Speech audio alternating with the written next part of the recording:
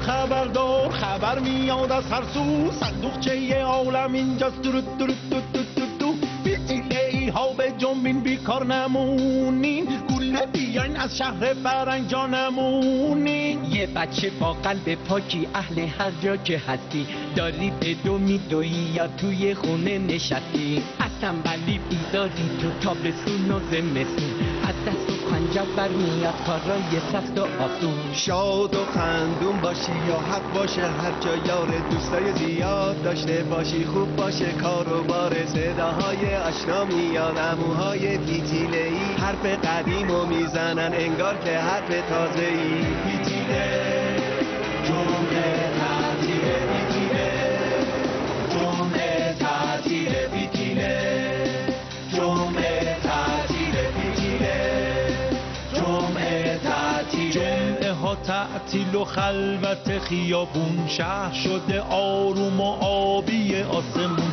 رنگین کمون افتاده عکسش تو حوض نقاشی چشم تو باز کن گنجیشکک اشی مشی لیلی لیلی حوزک لیلی لیلی لیلی لیلی نشستی رو توشک اتومبیل لیلی لیلی لیلی لیلی حوزک لیلی لیلی لیلی لیلی نشستی رو توشک اتومبیل لیلی لیلی فکرت میچرخه دنبال صندوق چوبی که از توش میاد بیرون چه چیزای خوبی توپ و سوت و کلاقه و ملاقه با سوپ توش شوفر سوار اسکوتر گربه توی تله موش چیزدان و شعر و ترانه میگیم قطار بازی و شادی و نمایش داریم هزار دست دست بچه ها دست به دست هم میان بعضی ها پیداشون نیست کاش کی زودتر بیان قصه داریم از کتاب های جدید و قدیم پیر و جوون اگه آب دستت بذار زمین صداهای آشنا میاد عموهای پیتیله‌ای حرف قدیمو میزنن انگار که حرف تازه‌ای پیتیله جمعه تعطیله پیتیله جمعه تعطیله پیتیله جمعه تعطیله پیتیله جمعه تعطیله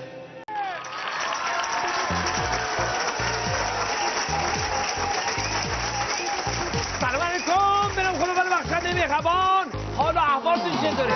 خوب هستید؟ خدا رو 100,000 مرتبه شد ما اومدیم با یه عالم حرفای تازه با یه عالم دوستی و مهربانی من میدونم که یه بچه کنار جاده داره مستقیم آقای اجازه بدیم اومدم ترمز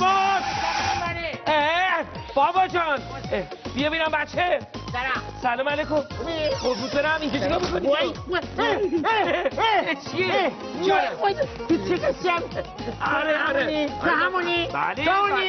تو همونی هم مهدادم آمدم کجا داری میری من دارم میرم میشه بابا میخواد شعر بخونم میشه بابات میخواد بری بخون تا خوشحال شم راه نزدیکه خیلی چرخ سفید آبی قد رنگش خوبه گل همه رنگش خوبه وقتی میری به بازی نکنی زبون درازی هر کی میره به بازی بکنه زبون درازی دست میزنه به شیشه پر مسونه چکره پکره پکونه اگر چی میگی تو ببینم بچه نه گیره بچه نکنه بعد موضوع داره حالا باید کمرم تو ببندی من دارم یه دونه بستم نه اون نه از اینا که اینجوری میبنده من الان بحثم ناهریه بستن کمربند این خیلی واجبه من بستم این بوارستم تو بیمارستان چیکار بکنی؟ میخوام برم مامانم ببینم یعنی تو اول اصلا مامان بابات کو؟ مامانم کو؟ آره مامانم دارم میرم بیمارستان من بچه خیلی مؤدبم میخوام برم پیش مادرم میخوام برم مامانت بیمارستانه بچه چیزی گرفتی وای خیابون خب کسی نبود مادرم میدونی چقدر درد مادرم بیمارستان خب بابام رفت مادرم برد بیمارستان خب چی نیستم میخوام جاتو بگیرم یه بچه اندازه تو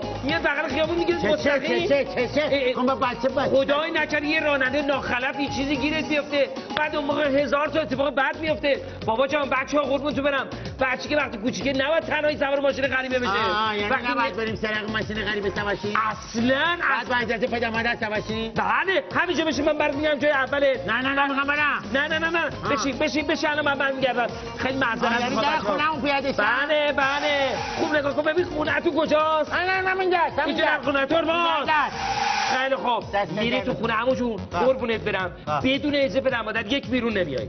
دو اینکه سوار ماشین هیچ کسی دیگه به غیر ماشین آشنا نمیشی، اونم با اجازه پدر و مادر. ملتفت شدی؟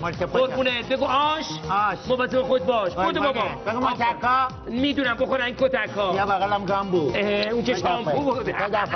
خداحافظ علی کوچولو. بابایی نبینم حرف من گوش کن دیگه، تو خیابون نبینم تو. بس دیر شد. خداحافظ. الان پس می‌کنی؟ الان پس می‌کنی. برو چی تو خونه الان برنامه شروع میشه. بچه‌ها دیدید واقعا حالا من فرمایش غریبه بشه که البته من عموام ولی خب حالا الهی به امید تو رسیدیم به برنامه فتیله.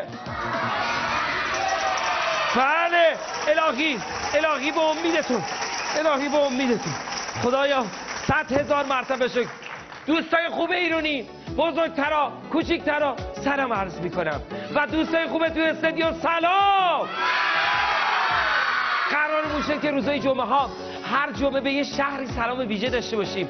امروز میخوایم بریم به جنوب ایران، جایی که توش لنچ و قایق و ماهی و خلاصه درخت خرما و خیلی چیزای ویژه هستش. امروز میخوایم بریم به هرمزگان و سری به اون شهر زیبا بزنیم، سری به اون اهالی خونگرم و مهربان هرمزی بزنیم. بله بفرمایید بنشینید، یک تشویق جانانه. اما بچه گلم ما نمیتونیم تنهایی بریم، میخوایم به اتفاق عموهای فتیله‌ای توی روز جمعه قشنگ هوا هم چقدر عالیه تو شهر تهران. بله بریم با همدیگه یک یو پر انرژی بدیم، انرژی مثبت بدیم و بهشون سلام کنیم و اونا هم بیان سلام هرمزگانی اجرا کنن. بچه‌ها دستا بالا، باباها انرژی مثبت. سلام علیک، سلام علیکم، سلام علیکم.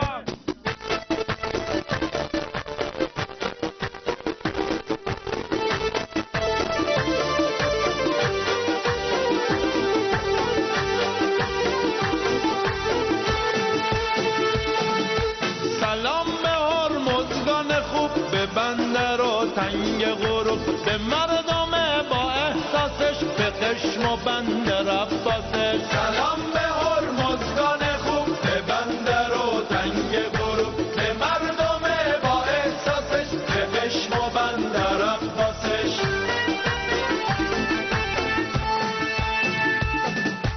به دریا و موج و صداش، به ماهیگیر و ماهیاش، به دریا و موج و صداش، به ماهیگیر و ماهیاش. سلام به گرما و آتیش، به بستک و لنگ بکیش. سلام به گرما و آتیش، به بستک و لنگ بکیش.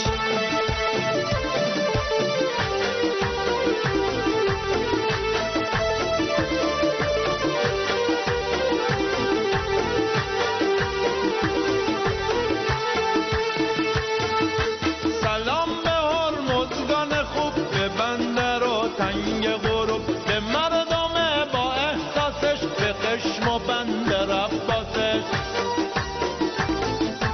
سلام به گرما و آتیش، به بستک و لنگ و کیش. سلام به گرما و آتیش، به بستک و لنگ و کیش. سلام به هر چی زیبایی، به بچه های دریایی. سلام به هر چی زیبایی، به بچه های دریایی، به بچه های دریایی. سلام علیکم. آخی سلام چقدر به آدم انرژی میده وقتی میرین تو روستاها. اما غریبه و آشناسانیشون نیست، سلام میدن با مهربونی. یه خدا قوت می آدم کیف میکنه، اصلا احساس غریبی نمیکنه تو ده و روستا. ولی امروزه تو زندگی های آپارتمانی کسی که توی آپارتمان زندگی میکنن شاید امیدوارم هیچ جا اینجوری نباشه به همدیگه سلام نمیکنن. این بده. سلام سلامتی میاره به راننده آژانستون، به راننده اتوبوس، به کسی که داره رفتگر داره جوها رو تمیز میکنه، به همسایه، به مامان، به همه سلام بدید. حالا همه بلند بگن سلام. آخ سلام به بچهای جنوب، به بچهای باصفای جنوب. امروز بریم به اتفاق هم دیگه، حالا تو این سفر خیالی که داریم بریم امروز عمو شهر فرنگی نمیدونم کجا مونده، ولی خب عوضش میخوایم همینجوری خودمون بریم جنوب کنار دریا. آماده ای؟ سلام حالت چطوره؟ خوبی؟ خسته نباشی. مونده نباشی. قربونت. بابا جا اینجا کجاست؟ اینجا استان هرمزگانه. بله به مرکزیت بندر عباس. جزیره های خوشگلی داریم، جزیره کیش داریم، چشم داریم، ابو موسی، لاوان، هرمز، تنب کوچک، تنب بزرگ، همش هم دیدنی ها، همش هم دیدنیه. ولک شما بگی بینم ماهی چی صید میکنی از دریا؟ بچه های جنوب شغلشون هم کشاورزیه ولک، هم ماهیگیریه، ماهی میگیره. وای خوش به حالتون، دلم رفت همچی برم تو اونجا منم به کنار دریا باشم، چه صفایی داره. مردم جنوب مهمان نوازن، حتما جنوب تشریف بیاریم ولک. حتما بابا بعضیا اصلا گوشت ماهی نمیخورن، میشه یه خورده خواص گوشت ماهی رو بگی بچه‌ها ماهی بخورن، میگو بخورن؟ بله بگو. بچه هم گوشت رو بخورید، اومگا 3 داره، برای این مغز تو که درس میخورید خوبه، بخور. ما با ماهی غذای خوشمزه میپزیم، ماهی برشتک، جونو وای دلم آب افتاد. خوراک سنگور، جونو کوس کبابی، وای معجون دریایی، وای ماهی مومک، تا دلت بخوای پولک.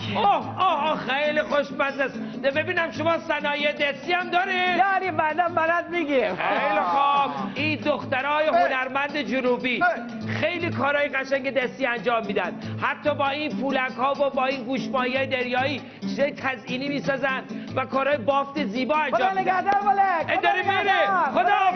خداحافظ. ای خوش به حالتون، خوش به حالشون. چقدر لذت بخشه آدم تو این دریای زیبا قایق رانی کنه، کشتیرانی کنه. ولی خب بچه‌ها دریا گاهن طوفانی میشه و شغل ماهیگیری همچین شغل آسونی هم نیستش. هر جا هستید خدا قوت، همه بگید خدا قوت. یه دستی به بچه‌های جنوب تکون بدید. جنوبیان دوستتون داریم، از هر جایی ایران داری برنامه ما رو ببینید دوستتون داریم. حالا بچه‌های عزیز خدمت رو از کنم، باز یادتون باشه که بهتون گفتم مامان ها بابا ها این هفته‌ای که مبارزه با تنبلی چشمه، بچه‌های 3 تا 5 سالتون رو حتمی به این مراکز ببرید و ببین به قول چک بشن. این علامت یعنی تنبلی چشم هیچ علامت ساده یعنی دیدنی نداره، باید ببرید توسط متخصصان چک بشن، علامت خاصی نداره بگی خب بچه‌م اینجوری برم چشمشو معاینه کنم. حتما ببرید، خدا نکرده تنبلی چشم دچار کمبینی میشن و بعد دچار نابینایی میشن در سنین نوجوانی. قدر این سلامتی رو بدونید. گفتم سلامتی یکی از دغدغه‌های شهرنشین اینه که همه توپل شدن. همه چی شدن؟ چی شدن؟ توپل شدن و این خطرناکه. آدم باید سالم باشه، باید ورزش کنه. همه پاشن. صف میگه ورزش چی میاره؟ شادابی، سلامتی. من میگم توپل، شما بگی جان توپل. بعد من میگم که چی؟ توپل جان توپلی میگه، شما بگی چی میگه؟ باشه، بعد با هم ورزش میکنیم. همه دست اینجوری. آماده ورزشید؟ شما تو خونه پاشید با ما ورزش کنید. ماما بابا صف باشو. های توپل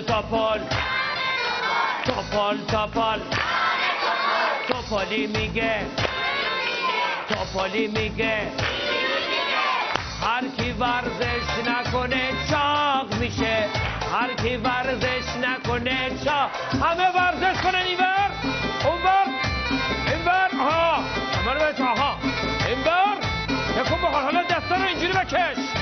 1 2 3 4. حالا همه بشینن. بله آقایون خانم ها، اهمیت ورزش رو بدونید، دست کم نگیرید، ورزش کنید، بخندید، شاداب باشید. حالا گفتم ورزش کردن. یکی از رسم و رسومات خوب اینه که آدم روزای تعطیل وقتی به کاراش رسید بلند شه بره عیادت، بلند بشه صله رحم کنه، سر بزنه خونه دایی و عمو. گفتم عیادت، بریم یک عیادت فتیله‌ای داشته باشیم در خدمت یه مریض مخصوص. آقای چوپان گویا مریض شده، ببینیم با یک تصویر.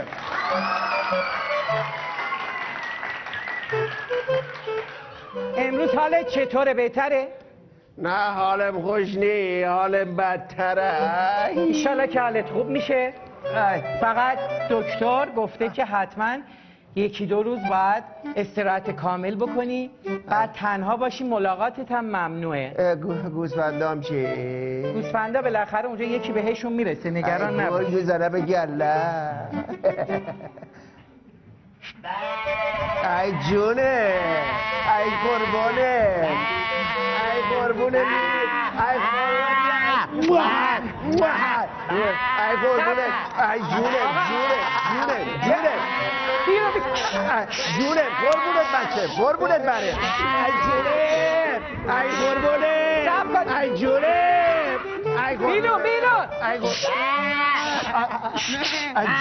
جونه، جونه، بینو بفرمایید. ای قربونه مینه دونه. ملاقاتی نداری، بینو. آقا این چه وضعشه؟ 4 تا گوسفند اومدن بازدید بنده. آقا این گوسفندای شما؟ بله. اینجا چیکار میکنن؟ آدرس کی داده بهشون؟ ما اونجا گفتیم داریم میریم بیمارستان، اینا دیگه کم طاقته. آدما که سراغ ما نمیاد، آقا بس گله. پدر جان شما ملاقات ممنوع هستی، هیچ کسی نباید بیاد تو. هیچ کی جلوی اینا رو. ای جونه، ای قربونه، ای جونه، قربونه بره، قربونه. ملاقات جونه. ملاقات ممنوعه. ببین اون وسط، ببین عقب. ای خدا جونم، گل آورده بره. گوش شما زبونشون رو بلدی؟ بله. بهشون بگی ملاقات ممنوعه. ای آقا میگه ملاقات میگه بفرما. عجب گوسفندایی هستن، شما نمیدونی که حالش بده، نباید بریم پیشش. خواهش میکنم اینو بفرمایید. آقای دکتر میگه حال من بده. هدایدار بگو ما گوسفندیم، اون مال آدمه. گوسفند ممنوع ملاقات. میگه این مال آدم هست، ما گوسفندی. بریم بیرون. نه بابا، بریم بیرون. یالا. ای خدا قوم خیشتم بو همین رفتار رو میکردی با چون. شما خب البته اینو واقعا گوسفندن نمیفهمن، ولی وقتی یکی حالش بده، وقتی میگن بهش سر نزنین، نرین پیشش، حتما یه چیزی میدونن. ولی دلتنگیه چه کار کنیم دکتر؟ بالاخره دلتنگی شما حالت خوب بشه، ان درست میشه. خب من برم یه آمپولم. ای جونه، ای قربونه، ای جونه. این چیه؟ آورده بخوری. آخه این که کاه نمیخوره که. من نمیخوره، ولی این داره نتیجه محبتشو میرسونه. کاه آورده از دستش این برمی اومده. ای جونه، ای جون. خیلی خوب بفرم. چرا؟ بفرم خواهش. برید آقای بیا.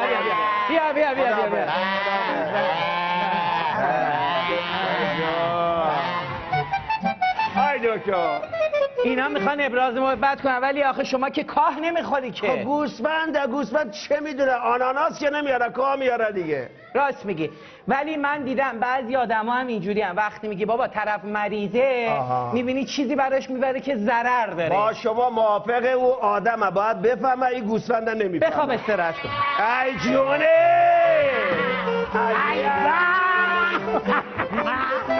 باز دیگه چیه؟ جانم چی شده؟ ای جون، نگاه کادو هم آورده. این چی؟ خب کادوشو باز کن بره اینا. چی؟ ای جون، بابا جان.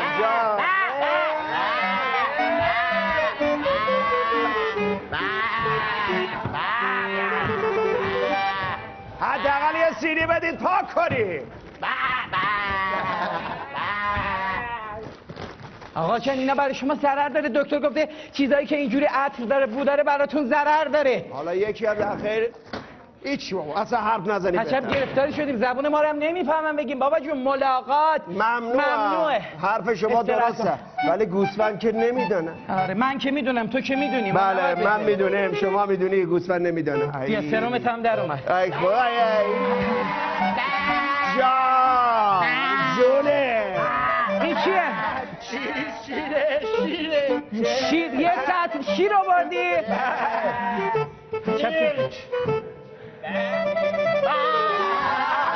جان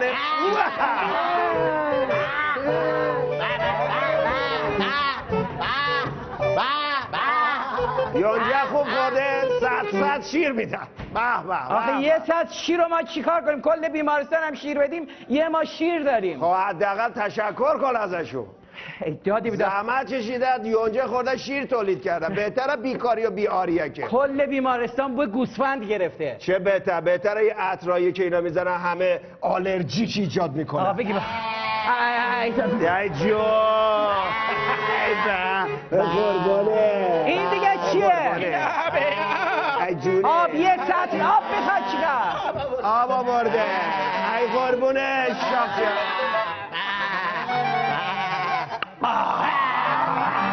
جان.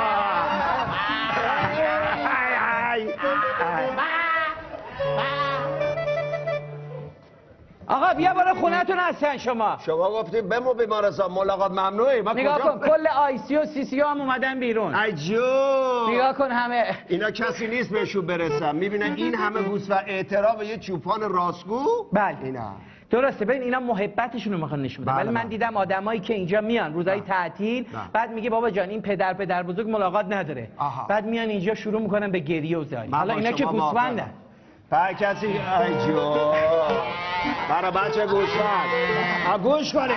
گوش کن شاخ طلا شاخ سیاه گل باقالی گوش کن. آی دکتر میگه بیمارستان قوانین داره. روزایی که میگم ملاقات ممنوعه کسی نره. چیزی مثل گل و گیاه نبره. شیر نبره. میلک نبره. آب نبره. بگو الانم کادوتون تمام شد دیگه برای چی اومدید؟ الان میگه کادوهاتون رو دادید برید. برای چی اومدید؟ بله میگه شما بیخود کرده که گفتی ما هر موقع دلمون بخواد میای. نه الان چیکار داره خب وایساده. میگه چیکار دارید خودتون بگی بهش. این برامون نی بزنه. عجب گرفتاری شدیم. آقا چون اینجا بیمارستان نی بزنه به خونه چی آخه؟ دیگه آقای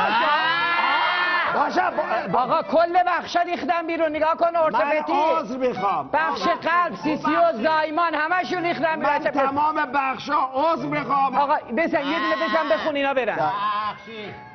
اجازه بدید. عجب گرفتاری شدیم. نباید بیمار رو ناراحت کنین. خوشحال باشین خندون باشین.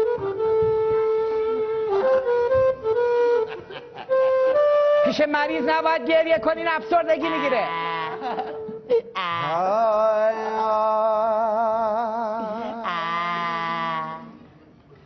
به دریا بنگران دریا تو هم مرض داری خب یه شادشو بخون. آخ به صحرا بنگران آقا 6 و 8شو لااقل بخون. صحرا تبینا. حالا یه کار کن اینا شاد بشن. همونا شادشو بخون. چشم برو بری.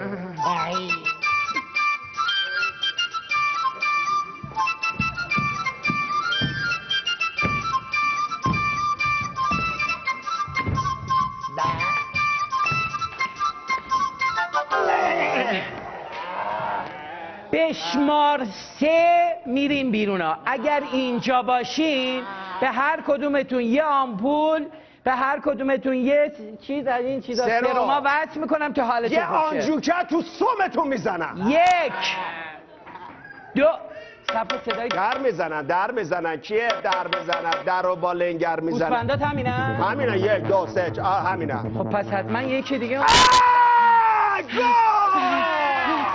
ای خدا ای هوا کمک گرگ اومده. آقای اینو چرا فرار میکنن آخه؟ آیا منم حیمونم. چی شده؟ من من اومدم ملاقات اینا چرا فرار میکنم؟ نه گرگه آقای دکتر فرار کن گرگه.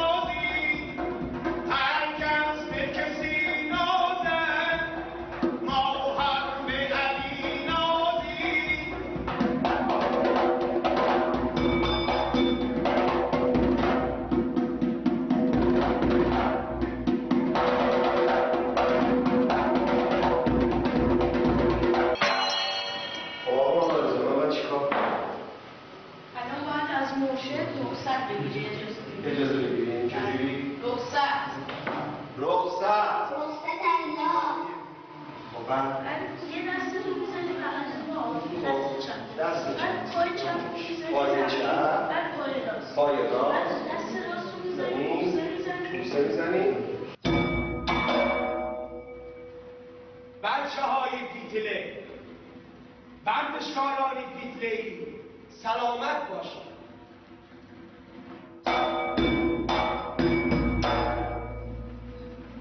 روز جمعه است، ساعت 11 است. زورخانه چیزر، آقای گلی شنا برو. رخصت باشه.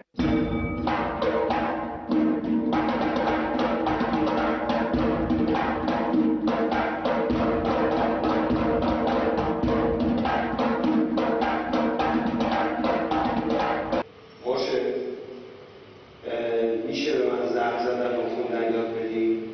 چجوریه؟ این علی دنیا بینا شد، از جامعه لسان ما گویا شد.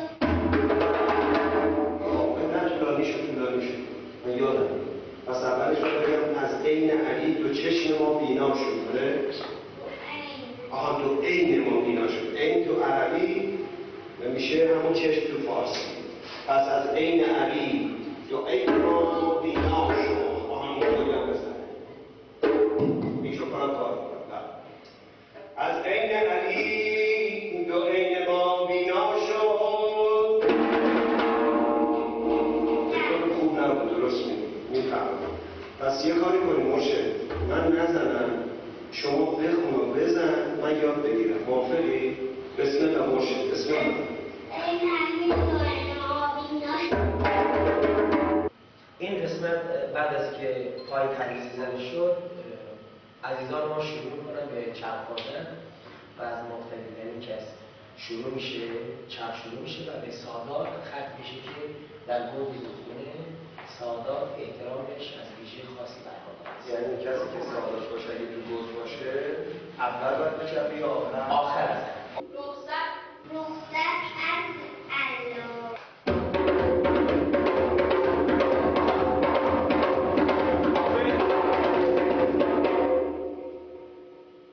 الله. خب در این قسمت سادات میشه که از پاسدرا خواهش میکنیم که بفرمایید برای چرخ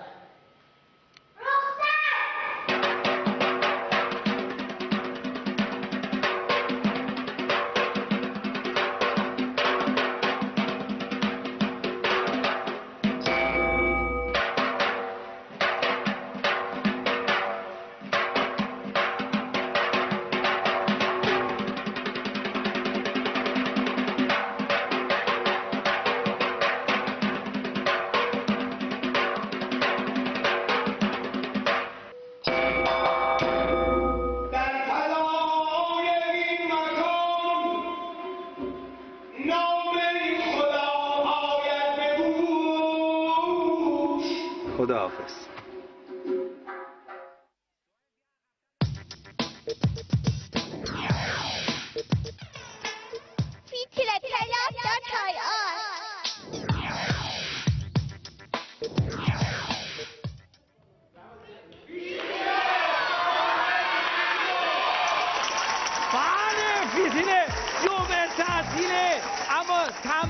تعطیله، آدم باید زرنگ بشه، کوشا باشه، فعالیت کنه، تو جشنواره شرکت کنه و ببینیم که سجاد عزیز یا همون آقای سایت برامون چه خبری داره. آقا سجاد سلام. خب من یه نکته بگم. سلام اما مهداد، این کلیپی که الان دیدین از زورخانه که همین آقا اونجا بوده. بله این کلیپ با موبایل تهیه شده بود و همین دوربینای معمولی اگه صداش یه خورده مشکل داشت یا کیفیت تصاویر گاهن متفاوت میشد، به همین دلیل بود که بچهای سایت محمد سالار و پیمان عزیز رفته بودن از حرکت زورخانه آقای عموگلی یک گزارش گرفته بودن با موبایل و تبلت.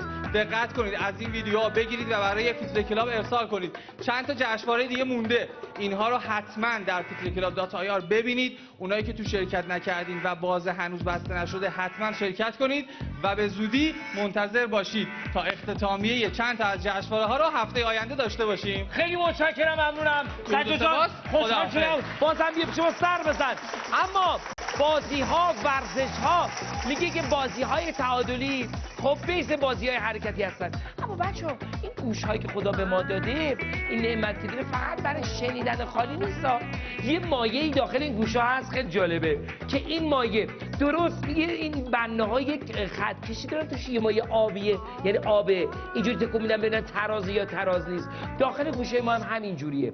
وقتی ما کج میشیم این مایه هم حال فرم میگیره، به مغز ما میگه تو چه فرم، تو چه حالتی هستی، در چه موقعیتی هستی و این خیلی مهمه برای آدم ها و ما میخوایم با این بازی یعنی با این ایده که گفتیم یک بازی قشنگ را بندازیم بین کیا؟ دو تا از همون ورزشکارایی که تو این ورزشگاه بودن، تو این باشگاه باستانی بودن، دعوتشون هم به مهمان یعنی به برنامه ما. خواهش می‌کنم تشریف بیارید. البته 3 تا هست. خب یک تشویق جانانه بلکه 4 تا. آقا شما هم بیاید. خیلی متشکرم. ببین تو هر سن و سالی هستی کجا میرید؟ بیا اینجا، بیا اینجا، تو هم بیا اینجا. تو هر سن و سالی هستید بابا جان ورزش کنید. مامانم فکر نکنم بچه‌شون یه 3 ماه تعطیل بعد بره باشگاه ولش کن بعد از اون. درس و ورزش کنار هم دیگه. خب شما 2 تا کوچیک‌ترا بشینید، شما 2 تا کوچیک‌تر متشکرم بفهم بشینید، شما 2 تا بزرگترا تشریف بیارید اینجا. یه بازی تعادلی دارید این خدمتتون. اینو بگید. آره بیا اینجا، یه بار خودم انجام میدم. ببین شما بالای این کنده درخت میرید، بشین همونجا، بالای کنده درخت میرید. ببینی حفظ تعادل کرده.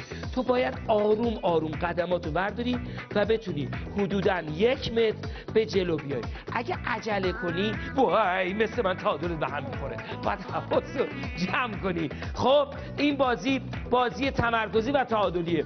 اولین نفر کیه؟ شما میری؟ خیلی خوب یه جلو. آماده. اسم شما چیه؟ محمد. برو محمد رضا. دقت کن، عجله نکن. آفرین. قدم‌های کوچولو بکن، تعادلتو حفظ کن. باریکلا. منم مراقبتم. بچه‌ها اصلا خب ما تو در اینجا گذاشتی جلو. بله شما تا این قسمت اومدین جلو. خواهش می‌کنم عقب بیستید. ببینید دوستمون از اینجا میتونه از شما جلوتر بره یا نه. آقا اول تعادل. آقا 2 تا دستی پله بود 2 تا دستی آروم. چوبتم زیاد جلو نذار، آروم برو جلو. اصلا نه گربه دنبالت کرده. آقا بله خسته نباشید. خیلی خوب بود. قجرم یه تجربه بود. تصویر بفرمایید بشینید. بفرمایید.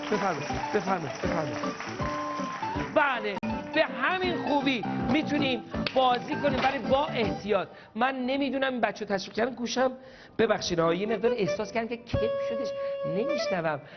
بچه سعی کنید شما ورزش کنید، به باشگاه برید، به این زورخانه ها، به این زورخانه های باستانی سری بزنید. انگاری ببخشید چیزی از این تو گوش میکنن نداره. من گوشم گرفته خیلی. من کسی از این چیزا نداره گوش پاک کنه؟ ندارین؟ راست میگه. دستمال کاغذی کلیدی. آی سرم. آی. ببخشید اینم بگیرید. دستت درد.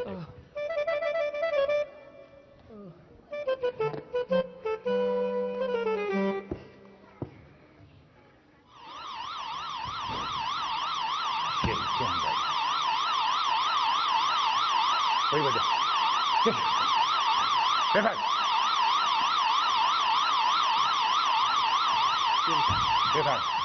سلام علیکم. چی شده پرستار؟ مریض تکراری. گوششه. یه بیمارستان تأسیس کردیم ما، یه مریض میاد میره، خرجمون در میاد. گوشش درد میکنه. آی دکتر معاینه. اجازه بفرمایید. نبض. نبض اصلا داره این؟ چه قلب رئوف و مهربونی داره. بچه خوشقلبیه، فقط یه مقداری بی‌مبالاته. مشکل گوش داره. تو گوششه، هرچی هست تو گوشه. گوشش چشه. گوشش چشه، گوشش گوشه، چشش چشه. نه منظورم نه. که گوشش چشه. ببین بابا گوشش که گوششه، چشش هم اینه، دماغش اینه ها. ببین چشش تو ابرو کار نمیکنه، میگه گوشش چه مشکلی پیش اومده برای اینو بگو. بله. گوشش درد میکنه. درد. گوشش درد میکنه، تو گوشش، تو گوشه گوشش درد میکنه. این بیهوش کامل نی. نه لبخند میزنه. سب چرا کن. این موهاش فرفریه؟ شوک آمده. شوک آمده. جراحی کنی موهاشو صاف کنی، موافقی؟ شوک رگباری آمده. خوبه. تنها حالتیه که هیچ کاری نمیتونه بکنه. آی دکتر. بله. من فکر میکنم باید عمل باز روی گوشش انجام بدیم تا ببینیم چه اتفاقی کلا افتاده. ایشون باید عمل بشه. باز عملش میخوای کنی یا عمل باز؟ هر دو. عمل باز روی گوش. افتاد. هنو بیهوش نیست. زود باش. شوک رگباری. بزن. زود باش. داره حرف گوشش. میزنه. نفس مصنوعی. زود باش. بگیرش. گرفتم. برو بگیر. کافیه بادو. برو. زبون در بیاری برای دکتر. خوب بیاد میده. 100 بار گفتم مریض قبل از جراحی باید آماده باشه. چرا پیاز میخوره مریض؟ مسئله جراحی. آماده. ببینیم گوشش چه مشکلی داره. گوشش چشه، چشمش گوشه. این چیه؟ این چی بود؟ یعنی با چوب تو گوشش. گوش؟ چوب تو گوش بود یا گوش تو چوب بود؟ بعضیا میان برای اینکه گوششونو بخارونن از نمیدونم یه سری خلال و نمیدونم این چی خلاله؟ این خلاله؟ نه بلاله. اوه زانون در گرفت. گوش پاک کن. آی دکتر الان استفاده از گوش پاک کن درسته یا نه؟ الان خدمت شما میگم. بعضی موقع گوش ما دچار خارش میشه یا میریم حمام برمیگردیم میخوایم گوشمون رو خوش کنیم. مداد. مداد. بعضیا مداد میکنن تو گوششون. مداد کسی مداد تو گوشش میکنه؟ آفرین. موقعی که ما گوشمون دچار مسئله میشه پنبه. نیاز به این داریم که بریم دکتر. گاهی این خارش گوش اصلا مال حلق ماست، ربطی به گوش نداره. از همه اومدیم بیرون، قسمت بیرونی گوشو اونم با دستمال یا حوله خوش میکنیم. کلید تو گوش. بعضیا با کلید اینجوری تو گوششونو میخارونن. بله. خودکار، خودنویس. فرو کردن اجسامی مثل خودکار، مثل مداد، مثل کلید که اینطوری گوشمون پیشگوشی تو گوش. گوشش پیچیده. پیچ گوشش پیچیده تو گوشش. آقا پیچ گوشش پیچیده تو شاک داره به هوش میاد. زود باش. زود باش. آمدم. شوک رگباری.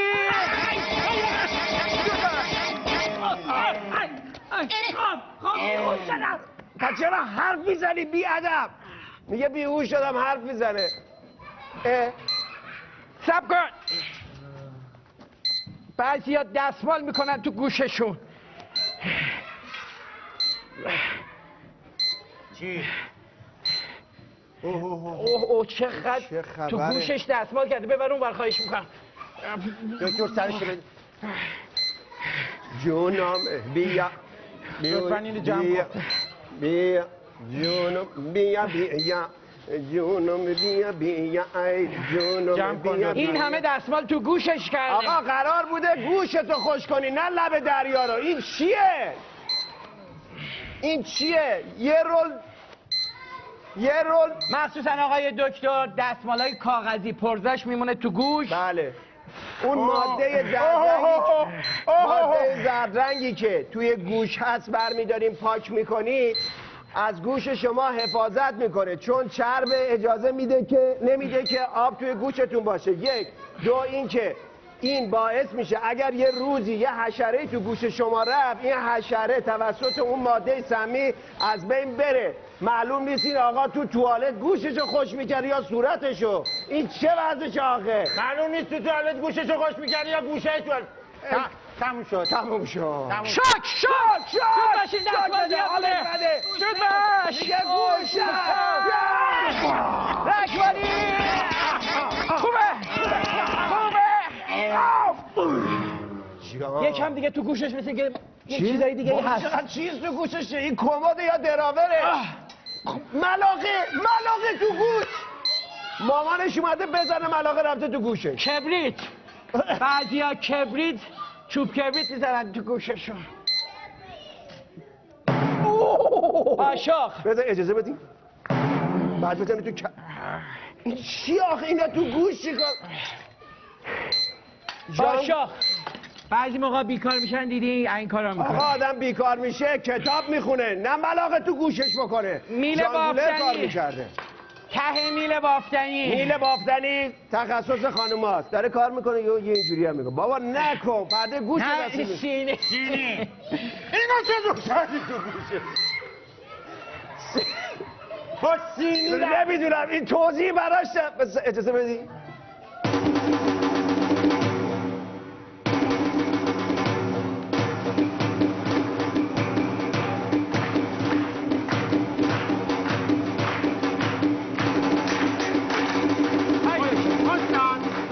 میشه مرکب نوازی کنی؟ نه مرکب خانی فقط انجام میده. بله ما باید اینو به بچه‌ها توضیح بدیم و بزرگتر دیده شده کلید خودکار و وسایل این چنینو تو گوش میکنن. بله. اینا کاملا اشتباه، خدای نکرده پرده گوش امکان داره پاره بشه. دقیقا. بعضی موقع گوش درد از گلوه، یعنی ربطی به گوش نداره. دقیقا. دوستان عزیز گفتن تازه دیگه گوش پاک کنم تو گوش نکنید. بله. فقط با حوله. بله. یکی از مسائلی که باعث میشه گوش دچار آسیب بشه، الان صدای سازو شنیدی، گوش دادن به موسیقی با صدای بلند ضرر داره. هدفون نزنید. نیشه گوش کر میشی. آی دکتر اجازه میدیم وارد بخش بشه؟ بله. ببرش بخش. زود باش. بری سریع بری. منتقل میشه به بخش. منتقل میشه براشم. بری برو بری.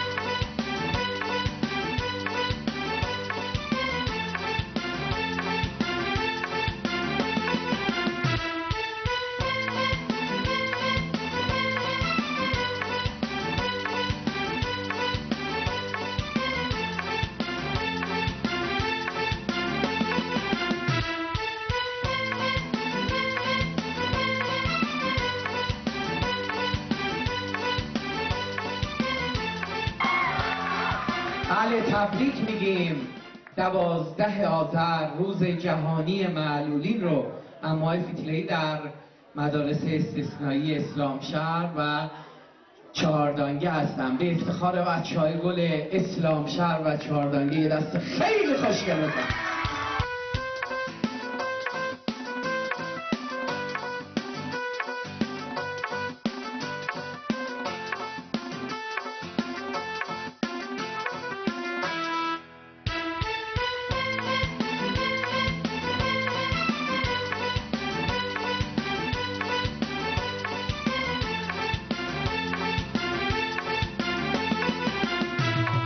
آهای تو که میفهمی با عقل و درک و هوشت این نکته مهم و آویزه کن به گوشت. وقتی که جسم و روحت سالمه و سلامت خدا رو شکر کنی که واجب شکر نعمت. مواظب خودت باش ای غنچه تو گلدون تا که خدا نکرده یه وقت نشی پشیمون. مواظب خودت باش سلامتی مفیده نعمتی بهتر از نور خدا نیافریده.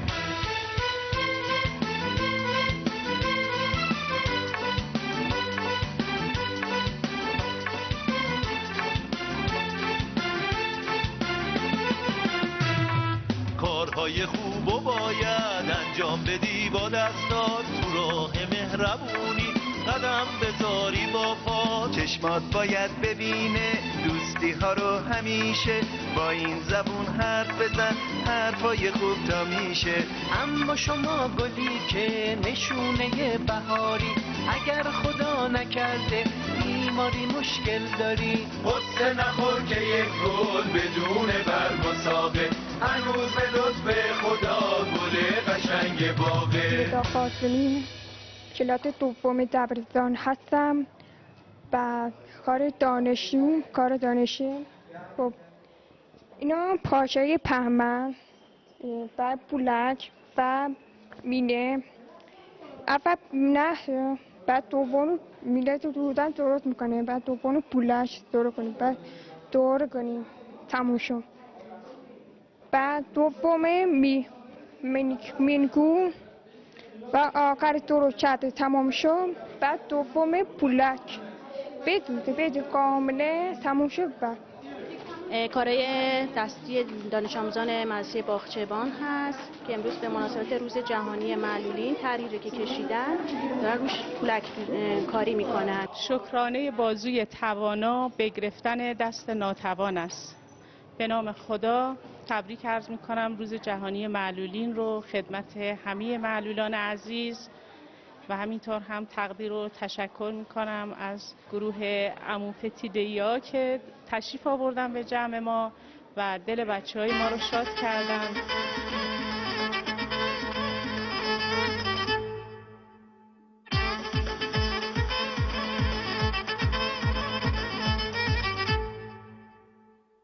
پسر تاج سر، شیرین قند و شکره، ماشاءالله به اون قد و بالاش پسر امید پدره.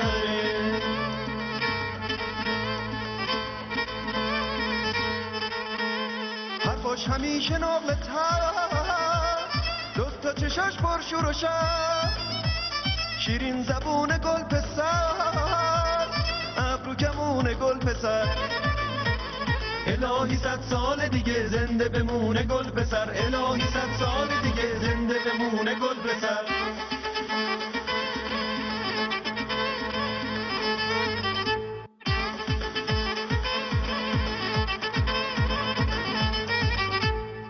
پسر تاج سر، شیرین قند و شکره، ماشاءالله به اون قد و بالاش پسر امید پدره.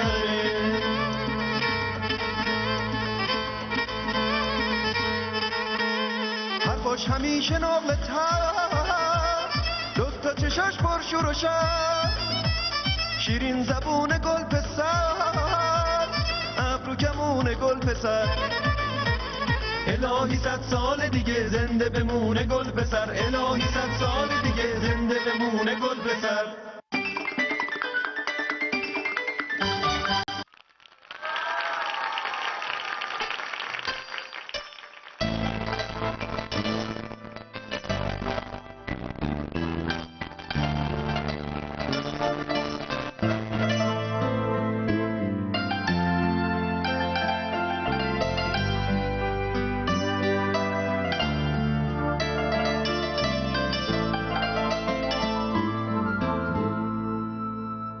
همه روزای خدا رو دوست دارم، هر کدوم یه گل امید برام، اما انگار روزای جمعه خدا یه گل تازه خودش چیده برام.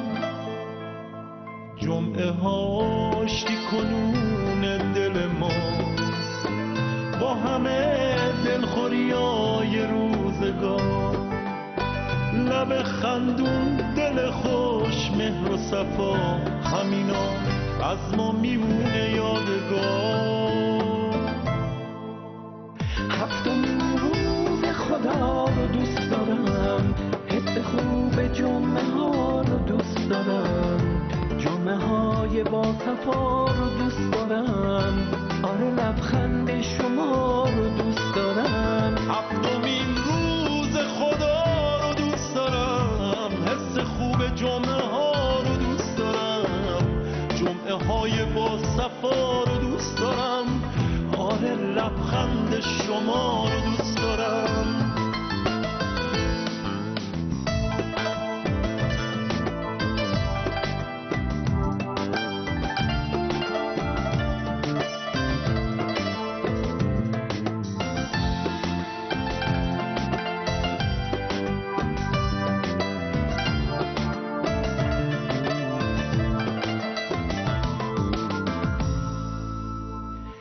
جمعه ها منتظر یه مهمونم، گلدونا رو پر نرگس میکنم، با همه خنده‌ای که رو لبمه یه غمی توی دلم حس میکنم. میدونم روزی که از راه برسه جمعمون تا به ابد عید میشه، آسمون وقت غروب هر شبش دوباره آینه خورشید میشه. هفتمین روز خدا رو دوست دارم، حس خوب جمعه ها رو دوست دارم، جمعه های با صفا رو دوست دارم، آره لبخند شما رو دوست دارم. هفتمین روز خدا رو دوست دارم، حس خوب جمعه ها رو دوست دارم، جمعه های با صفا رو دوست دارم، آره لبخند شما رو دوست دارم.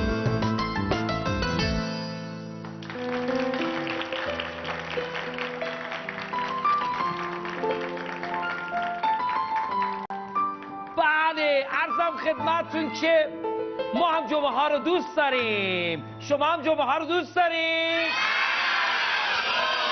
پس یک تشویق جانانه. خب ما بچه ها رو دوست داریم و جمعه ها در کنار بچه ها بودن رو دوست داریم. قدر سلامتی خودتون رو بدونید و مراقب سلامتی بچه هاتون باشید. ببین چقدر ما توصیه کردیم بچه های 3 تا 5 سالو حتمی ببرید به این مراکزی که بهزیستی مشخص کرده، مهد کودک ها و بعضی از مراکز هایی که خانه بهداشت ها، اینها میتونن از بچه‌تون به صورت رایگان تست تنبلی چشم بگیرن. دیگه امروز و فردا نگو حالا بذار بزرگ شه خودمون میفهمیم. آقا این مشکل اصلا هیچ علامتی نداره، یهو دیدی بچه‌ت خدا نکره مشکل خوردی. بله یه چیزم خدمتتون عرض کنم که تا پایان آذر ماه 93 وقت دارید. آذر تموم شد دیگه نمیتونی ها، اینقدر امروز و فردا نکن، تشویق کنید. عرضم خدمتتون یک قسمت پرهیجان داریم، یک قسمتی که همه دوستش دارن، قسمتی که قراره که جایزه بدیم به کیا؟ به اونایی که مسابقه پیامک شرکت کردن. آها، به اونایی که با 2 تا پیامک زدن سری گفتن عمو مهدی ما اینقدر پیامک زدیم بابا 10 تا پیامک ببین چه جایزه‌ای به شما می‌خواد بدیم. بریم سراغ یک مسئول خوب به نام خانم نیکا. اجازه بدید خودشو معرفی کنه. خانم نیکا سلام علیکم، لطفا خودتون رو بیشتر برای بچه‌ها معرفی کنید. به نام خدا، من هما نیکا هستم، مدیر تیم طراحی و اجرای مسابقات پیامکی که در طول برنامه زیرنویس میشه. تشویق بفرمایید. خب عرضم خدمتتون که اگر مطلب اسمون بعضی تا پیامک بزنن میگن آقا ما اصلا نمیخوایم چه، یا بعضی میگن ما چجوری میتونیم بیشتر جایزه بیشتری ببریم. این راجع به این جایزه دادن ها یا اگه بخوای کسی اصلا ناامید میشه کنسلش کنه، اصلا اینا رو توضیح بدید. دوستان در مورد لغو این پیامک ها باید این توضیح رو خدمتتون عرض کنم که خیلی راحت و به سادگی با ارسال کلمه لغو چه به صورت انگلیسی و چه به صورت فارسی دیگه هیچ پیامکی دریافت نخواهید کرد. اینه، ولی بعدش پشیمون شدید دیگه پشیمانی سودی نداره. پشیمون که نمیشن هیچ، تازه فکر می‌کنم خیلی هم راضی باشن از این کارشون. لغو کنن؟ نه خیر، من لغو کردن گفتم چی راضی بشن؟ اگر که لغو نکنن و بخوان پاسخ رو ارسال کنن، بله لغو کنن که ما براشون آرزوی حالا سلامت و نتایج رو ببینیم. خانم نیکا نتایج امروز خوب دقت کنید ببینید ترکونده جایزه ها. خب سرکار خانم نفیسه طاهری تشریف دارن. خانم طاهری برنده یک عدد تبلت تشویق. خانم طاهری خواهش می‌کنم که خدمتتون باشه، مبارکتون باشه خدا قوت. آقای حسن ابراهیمی، آقای ابراهیمی تشریف بیارین جلو، برنده یک عدد دوچرخه. آقا دوچرخه سواری بلدی؟ سوار شو دست به نفس. خدمتتون مبارکتون باشه. بله بفرمایید. خانم طاهری خواهش می‌کنم شما بفرمایید. بله برو بر خودت، برو در باز میکنن، برو حله بگو همون مرداد گفت بار خودت برو. ها خب اما خانم زهرا حسینی برنده یک عدد دوچرخه. خانم حسینی تشریف بیارید. تشویقات شد. خانم حسینی مبارکتون باشه. ان که به سلامتی بچه‌هاتون، آقاتون، خودتون تو پارک‌ها استفاده کنید. خواهش من بفرمایید. خیلی خوبه.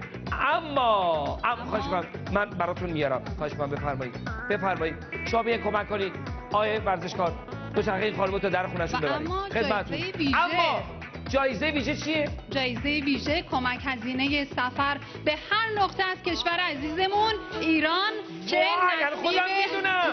دوستان اشاره میکنن که میگن عمو مرداد بحث کردون نمیخوام برش گردونم میخوام. آخه خیلی خوبه. من فکر نمی‌کردم یک چکی به مبلغ 25 میلیون ریال یعنی 2.5 میلیون تشویق و ایشون برنده این چک کسی نیست جز سرکار خانم بهجت سلیمی همراه فرزندشون. خانم انشالله که با این 2.5 میلیون برید هر جایی دوست دارید یه هفته استراحت کنید لذت ببرید. خدمتتون باشه. مبارک اونایی که حسودی نمی‌کنن دست اورا بزنن. متشکرم. البته عکس چکاوری شکر خود تهیه کننده بهشون میدن. بفرمایید خانم نیک‌های عزیز. اما ما دوست داریم که شکم میگن بهشون دادیم. حالا ما اصلش هم دادیم خانم نیک‌های عزیز. ما می‌خوایم این جایزه رو همچنین یعنی این بخش پرهیجان تر کنیم. خب آقا جایزه بهتر از 2.5 میلیون هم دارید. ما هم دست پر اومدیم و یه خبر خیلی خوب برای کاربر عزیزمون داریم. چیه؟ بله ما به جای کمک هزینه می‌خوایم وسیله سفر رو فراهم کنیم. چی؟ نکنه می‌خوایم موتور بدید؟ نه خیر، یک دستگاه خودرو. ماشین تشویق کنید. آقا اونهایی که تنبلی میکنن همین امروز پیامک بزنه بابا یک دستگاه ماشین کمه. خانم نیک‌ها میگن کمه یه خورده بیشترش کنید. جان عمو مهداد یه چیزی توش بریزید. بله من پیشنهادم اینه که ماشین رو پر از کتاب و اسباب بازی کنید. وای تشویق. آقایون خانم ها میخوان کتابو پر از یعنی ماشین رو پر از کتابو من از ذوقم نتونستم. ماشین رو پر از کمه. آقا اجازه بدید دیگه. خواهش می‌کنم دیگه وقت نداریم. اجازه بدید چون وقتمون کمه. ما همین ماشین یک پر از یک دستگاه خودرو به همراه کتاب و اسباب بازی. وای من خودم از امروز شرکت می‌کنم. خانم نیک‌ها خیلی خوشحال شدیم. بفرمایید در خدمت شما هستیم. بازم به برنامه ما سر بزنید. حتما خدا نگهدارتون باشه. بفرمایید. خوب تشویق. نه ما اصلا به این تشویق اصلا جایزه ای نمیتونیم بدیم. تشویق از ته دل با دست و هورا باشه. بله اما میریم در خدمت دوستان هستیم. میخوایم مسابقه بدیم. مسابقه به نام میشا و شعله. من میبینم که 2 عدد از باباها اینجا هستن. همشون البته تیزهوشن این باباها اما 2 عدد معلومه که اینا دکترا خوندن درس تحصیل عینکی هم شدن در سر مطالعه فرمون. خواهش می‌کنم شما دوتا تشریف بیارین اینجا. خواهش می‌کنم قربان تشریف بیارین اینجا. تشویق بفرمایید در مسابقه نیشاب‌کوشا. می‌خوایم دوستان رو شرکت بدیم. خیلی خوش اومدید. خواهش می‌کنم اینجا بایستین خودتون رو معرفی کنید و بگید بابای چند بچه هستید. سریع به نام خدا سید محمد رضا بابا میری پدر سید امیرحسین. یه دونه بچه داره. خیلی هم خوبه. به نام خدا مجید امیدی بچه‌ام هم نگار و نگین امیدی. خیلی خوبه. خب عرضم خدمت ما یه سری سوالا می‌کنیم از شما. همونطور که می‌دونید بابا جان مجموعه نرم افزار میشاکوشا مجموعه نرم افزار میشاکوشا فقط برای دروس تحصیلی نیستش. بخشای دیگه هم داره مثل آموزش زبان انگلیسی. این آموزش زبان انگلیسی خیلی مهمه. بعد بخشایی داره که این میشاکوشا همه درس‌ها اولا با بازی آموزش میده به بچه‌ها و بچه‌ها لذت میبرن وقتی بازی میکنن. هم دستگیریشون یعنی درس یاد گرفتنشون هم سریع‌تر میشه با لذت میشه. اما اگر اجازه بدید یه بخشی از این بازی‌ها رو هم که تو بخش آموزش زبان انگلیسیه با هم دیگه ببینیم برگردیم در خدمتتون هستیم به شرطی که بچه‌ها صدا کنن میشاکوشا رو. همه بگن میشاکوشا. ببینیم. What's this? Hands, head, feet, head. Yes. Is it blue? Yes or no? Yes. Head, head, head, head. Red.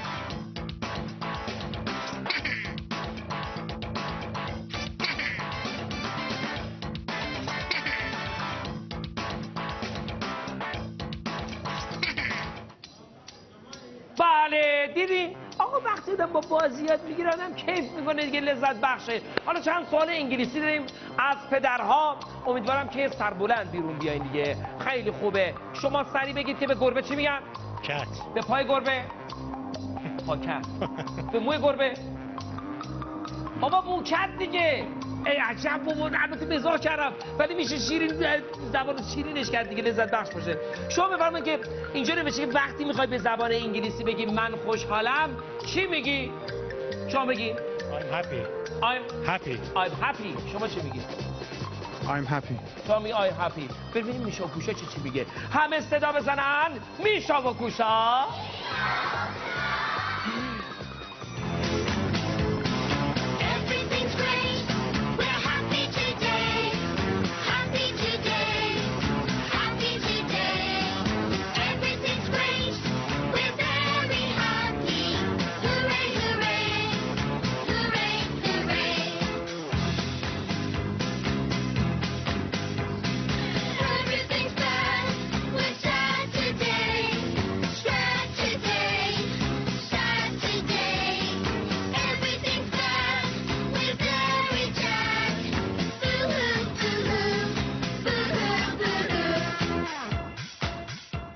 بابا اونایی که خیلی هپی هستن تشویق کنن.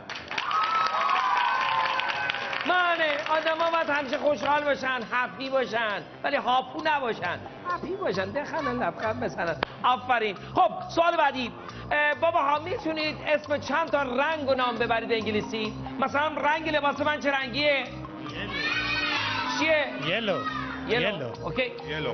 بله. شما بفرمایید که رنگ ماشین عمو چه رنگیه؟ رد. اوکی. مثلا شما بفرمایید که مثلا آها این رنگ این چه رنگیه؟ این سبزه؟ گرین. شما خیلی خوب. بریم ببینیم که بابا به ترکی چی میشه؟ نمیدونید؟ به عربی؟ نمیدونید؟ رنگ موی من؟ بلک. رنگ مویش البته مویش موی که عقب‌تر آورد رنگ موی هنوزم بلکه، ولی خب داره میره یواش از بلکی به وایت برسه. خوبه. حالا بریم ببینیم میشا و کوشا چی میگن، رنگا رو چجوری آموزش میدن. همه بگید میشا و کوشا.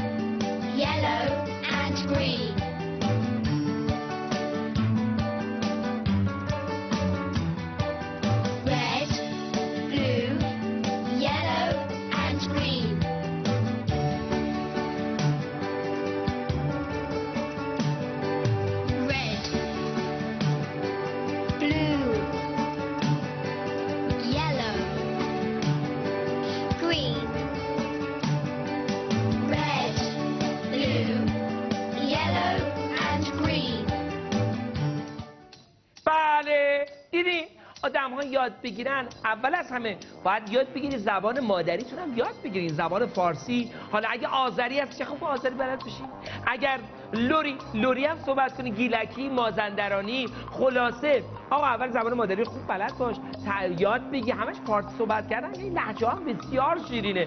یه سوال دیگه اون از بابا ببینیم زبان انگلیسیشون چطوره. اما دست اینجا که خوب بوده. خب حالا نکته آخر، وقتی خداحافظی کنید به زبان انگلیسی چجوری خداحافظی میکنید؟ اجازه بدید چی میگید؟ Goodbye. بله شما؟ Goodbye. میبینمت. See you later. اوکی خیلی هم خوبه. See you later. دوستت دارم. I love you. بابا متشکرم، خیلی ممنون. خیلی ممنونم. ما هم دوستتون داریم. ببینیم که میشا و کوشا چی میگن. بگید میشا و کوشا. نه دیگه بس اعلام میکنن که وقت دیگه اینو منم میدونم، همه میدونن که آقا وقتی میگن خداحافظ میگن گود بای. خب شما کافی یه دونه از این نرم افزارا رو تهیه کنی، بعد همراه بچه‌ت بشینی باش، هم خودت یاد بگیری هم بچه یاد بگیره، با هم بازی کنی و بعد وقتا اجازه بدین که برادرها خواهرها کنار هم هستن هی نگن من بازی کنم. آقا هر جفتتون میتونین بازی رو انجام بدین، هر سه تاییتون میتونین بازی رو انجام بدین. بعد همه خانواده میتونن این بازی قشنگو انجام بدن و لذت ببرن. خب ما 2 تا از این مجموعه آموزشی زبان انگلیسی میشا و کوشا رو میخوایم هدیه بدیم. آقا قیمتش هم خیلی قیمت ارزون و خوبیه، به راحت میتونید تهیه کنید. این خودش واسه خودش اندازه 10 تا معلمه، از پیش دبستانی تا کلاس ششم فکر کنم داره. درست گفتم آقا؟ کلاس ششمه؟ بله دوستان اعلام میکنن انشاءالله سالهای بالاترش هم میزنید و همزمان با تغییر کتاب ها اینها هم تغییر میکنه. میگه مناسب برای رده 4 تا 14 سال. خب آقا خدمتون، انشاءالله با فرزند این بازی رو انجام بدید، این مطالب رو یاد بگیرین، لذتشو ببرید. متشکرم، بفرمایید. خوشحال شدم. گودبای. خب بچه از تشویق کنید. خب یادمون نره که نرم افزارهای میشا و کوشا مورد تایید متخصصان آموزش پرورش کشور هستش و اینکه تو این قسمت آزمایشگاه‌هایی داره که شما میتونید، آزمایشگاه مجازی داره، آموزش دیکته میده، آموزش ریاضیات میده، هر درسی رو تو هر مقطع آموزش میده و اینکه با متدهای جدیده و امیدوارم که این نرم افزار رو تهیه کنید و یه خورده از دست این درس بخون گفتنا به بچه‌ها خلاص بشید.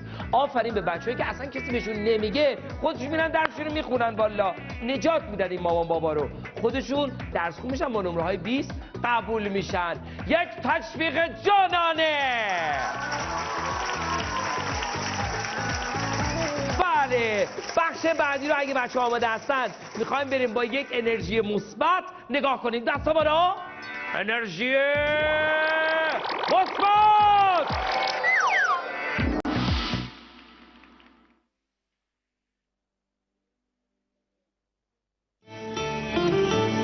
بچه‌ها سلام، اسم این کار گهواره خاکه. این کار من برای شما ساختم، امیدوارم که از این کار خوشتون بیاد. یک دانه گندم افتاده بر خاک، تا به باران شد خیس و نمناک. گهواره خاک مانند مادر، او را بغل کرد با دامنی تر. گندم گل گندم، گندم گل گندم، گندم گل گندم.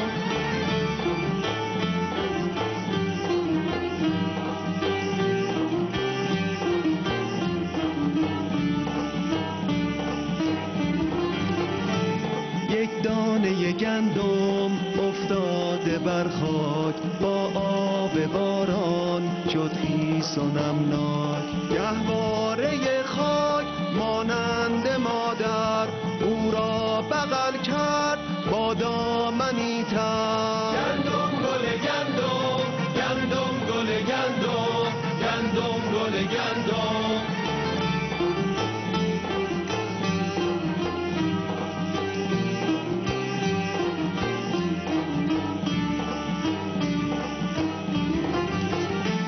خورشید تابی بر خاک و دانه، از بستر خاک سر زد جوانه. یک دانه حالا یک خوشه گندم، شد خوشه حالان در دست مردم. دانه به دانه بر خالق پاک، خورشید و باران گهواره خاک. یک دانه گندم افتاد بر خاک.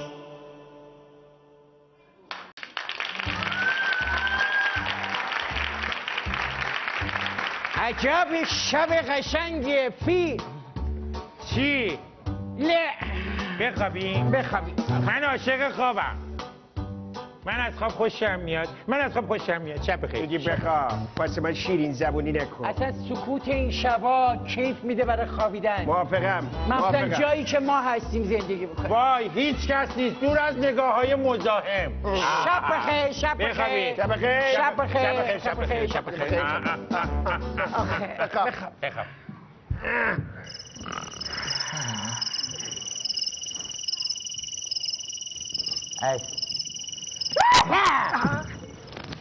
چی شد؟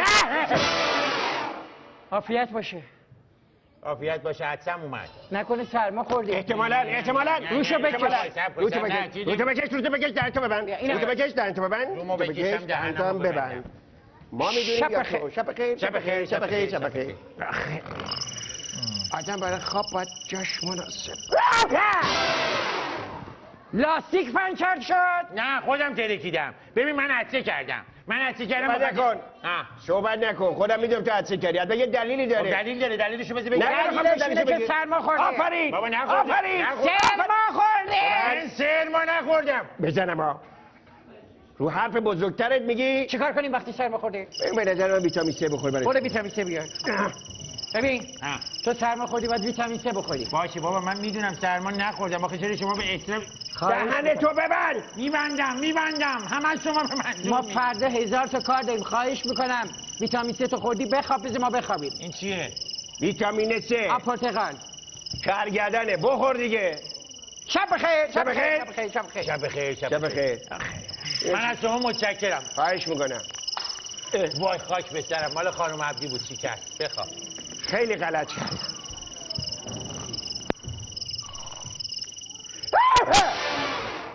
سب کن من این بالشت. چرا منو میزنی؟ آخه این عطسه میکنه نمیذاره بخوابیم. بابا عطسه که چیزی نیست. بابا من بده یه صحبت کن. ای بابا باعث شدی یه پنجون رو بشکونم. تو باید ویتامین 6 بخوری. راست میگه. چرا 6 3 تا لیمو شیرین. 3 تا لیمو شیرین با 2 تا ویتامین C. خواهش میکنم ما فردا 1000 تا کار داریم جلسه داریم. بگی بخواب. بدش من. بیا تو پرد نکنی. بسپاریش دست این پیران قرمزه. شب بخیر. شب بخیر. من دیگه نمیتونم چیز مایات بخورم. بخواب. بخوابی. دست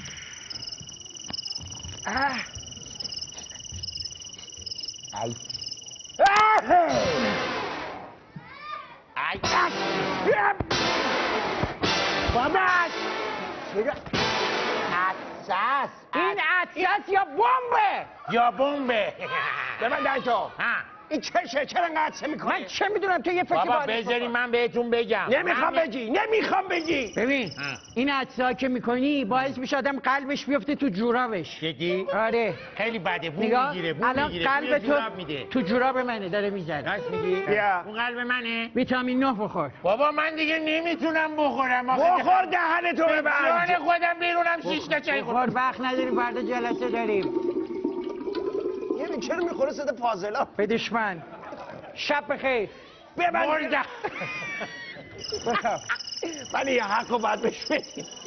اندازه استخ چیز خوردیم. ای وای اینو بزن تو کله من. بزنش بزن. بزن. بابا بزنین من حرف بزن. نمیخوام تو حرف بزنی. تو یه عطسه میکنی ما رو خواب میپرونی. بیار تایشو نفهمیدم. برو.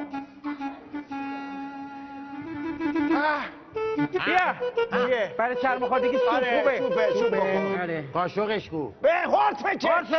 هورت بده. بچه. آخه نخود سبز داره. من برام بده نخود سبز. بخور بد میگم.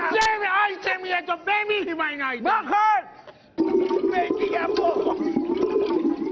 نه کلا این جامدات ما یاد بخوره صدا فاضلات میده. بس. شب بخیر. شب بخیر. چون خودت دیگه به من چیزی ندیم بخورم. شب بخیر. شب بخیر.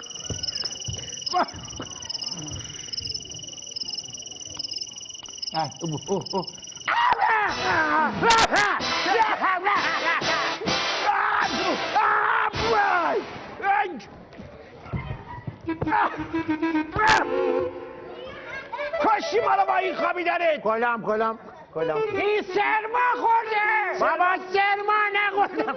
بابا بذاری من حرف بزنم. نمیخوام. بخور. بله بخور. نه نمیخورم دیگه. نه بخور. نمیخورم. ببنده. بخور بیار. بابا گوش کن. لیمو شیرین، پرتقال، سوپ اینا برای سرماخوردگی خوبه. سرما. آره بخورم باعث میشه که بابا اینا بده رو سرت. خوبه. الان بینید قشنگ خالی میشه. چرا صدا بزغاله در میاری؟ خوبه. حالش خوبی؟ حالم خالی چه بود؟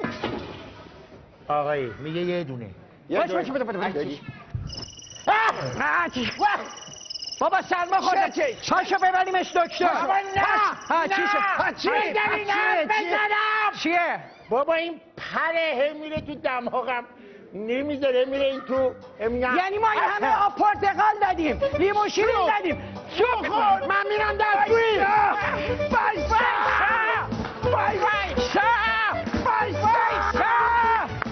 برو دیگه نمیدارم. بابا کلیپه. برو.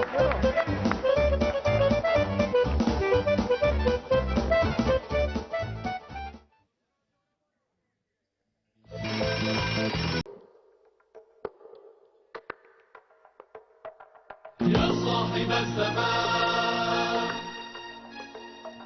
يا صاحب الزمان يا صاحب الزمان يا صاحب الزمان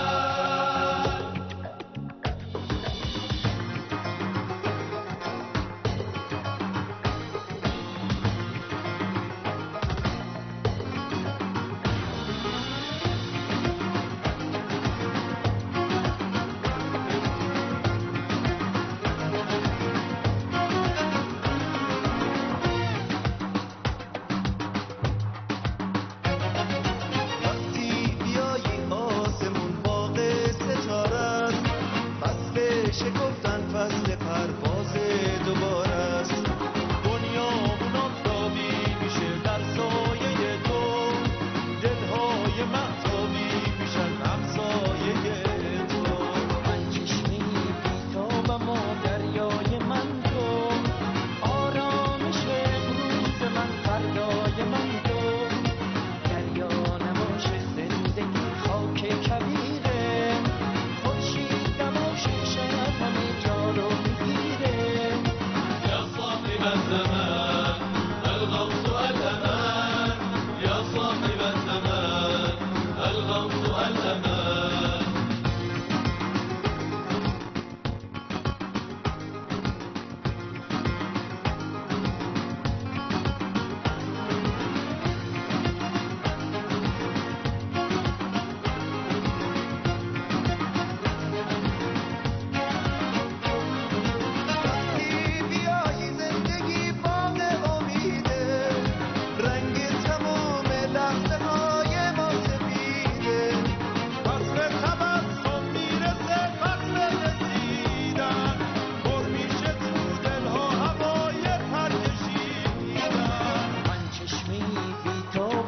دریای من تو، آرامش امروز من فردای من تو. دریا نباشه زندگی خاک کبیره، خورشید نباشه شب همه جا رو میگیره. یا صاحب الزمان الغوث الامان، یا صاحب الزمان الغوث الامان. خیلی متشکرم. اما آقای فیتیلی عزیز باز هم برنامه‌مون تموم شد. تا یه پنجشنبه جمعه دیگه همتون رو به خدا بسپاریم. بچه‌ها خداحافظی کنیم با آقای فیتیلی. بله خدا یار و نگهدارتون باشه و خوش به حال کسایی که باعث لبخند باعث شادی بچه‌ها میشن. عرضم خدمتتون مام بابا یادتون نره این تنبلی چشم رو یکم جدی بگیرید، حتمی همکاری کنید و امیدواریم که هیچ بچه خدا نکرده دچار معلولیت‌های جسمی حرکتی نشه تو جامعه ما. الهی آمین. میگه که وقتی بارون میباره هوا خیلی تمیزه، بارون لطف خدا رو سرمون میریزه. دعا کنیم برای هر کسی که مریضه، اجابت دعای بچه ها تند و تیزه. آره بچه ها شما با اون دلای پاکتون دعا کنید همه ماها رو، همه بزرگترها رو، همه آقا جونا و مادر جونا رو، همون کسایی که مریض هستن الان رو تخت بیمارستان هستن، قدر این ثروت خدادادی رو بدونیم و مراقبش بشیم. میگن پیشگیری بهتر از درمانه. عرضم خدمتتون که بله اعلام کردن که دوستان میگن هفته دیگه به مناسبت 40 ما برنامه نداریم تا انشالله 2 هفته آینده که باز ما هم مهمان خانه های شما خواهیم بود. امیدواریم که دلاتون پر از شادی، لباتون پر از لبخند باشه انشاءالله. و یواش یواش میخوایم با همتون خداحافظی کنیم. خواهش میکنم که به سایت ما مراجعه کنید fitilclub.ir، پلی میان ما و شما. اگر میخوایم پیغامی واسه عموها، واسه من، عمو مرداد بذارید، یا اینکه یادتون نره مسابقه پیامکی و اون ماشینی که پر از اسباب بازی و جایزه و کتابه انشالله نسبت قسمت شما بشه و اینکه دلتون شاد باشه. وقتمون تموم شد. گفتنیا بسیار، تا 2 هفته دیگه دلتون شاد، لبتون خندان. خدا یار و نگهدار. بچه ها خداحافظی کنید. من برم سوار ماشین عمو بشم و برم دیگه. خداحافظ. خداحافظ. با پیامک بزنید یادتون نره.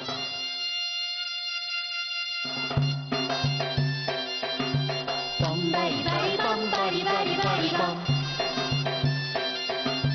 Bum bari bari bum bari bari bari bum.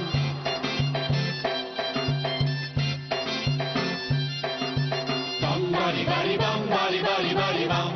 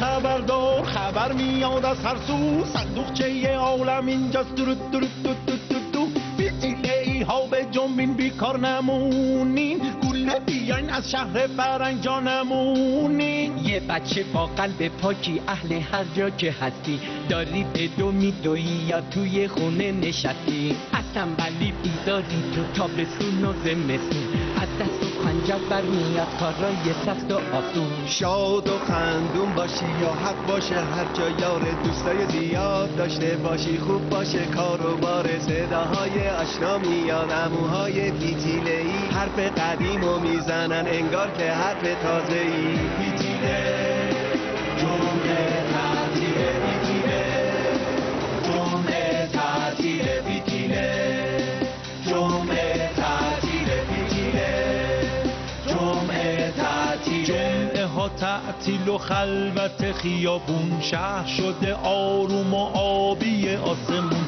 رنگین کمون افتاده عکسش تو حوض نقاشی.